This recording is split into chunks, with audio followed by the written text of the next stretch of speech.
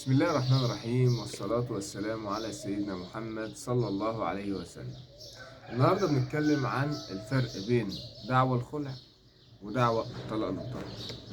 دعوى الخلع موضوعها إن الزوجة بتتنازل عن نفقتها الشخصية ونفقة المتعة ومؤخر الصداق والمهر إذا كان مكتوب، تمام؟ وبترفع الدعوى الخلع، وبنستند في دعوى الخلع لامرأة قيس بن ثابت اللي جاءت إلى رسول الله صلى الله عليه وسلم وقالت: يا رسول الله، إني لا أعيب عليه دينه وخلقه، ولكنني أكره الكفر في الإسلام وأريد أن أتطلق.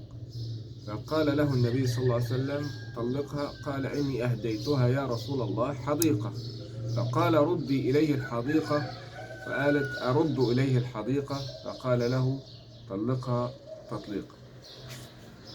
هذا هو موضوع دعوى الخلع، تمام؟ أما الطلاق للضرر فلا بد أن يكون هناك ضرر مادي وأدبي ونفسي وقع على الزوج.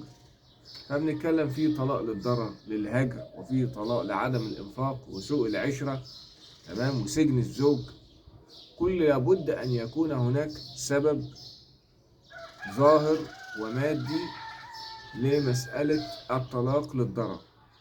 طبعا بيتم الطلاق، قد ترى المحكمة أثناء نظر دعوى الطلاق أن تنزل من حقوق الزوجة المادية زي نفقة المتعة ومؤخر الصداق، وقد ترى أن تعطى كاملة للزوجة، تمام، طبقا لظروف الحال أثناء نظر الدعوة. طبعا الفرق برضو ما بين دعوى الطلاق ودعوى الخلع أن الخلع ليس له استئناف وهو حكم نهائي من أول درجة، أما الطلاق له استئناف.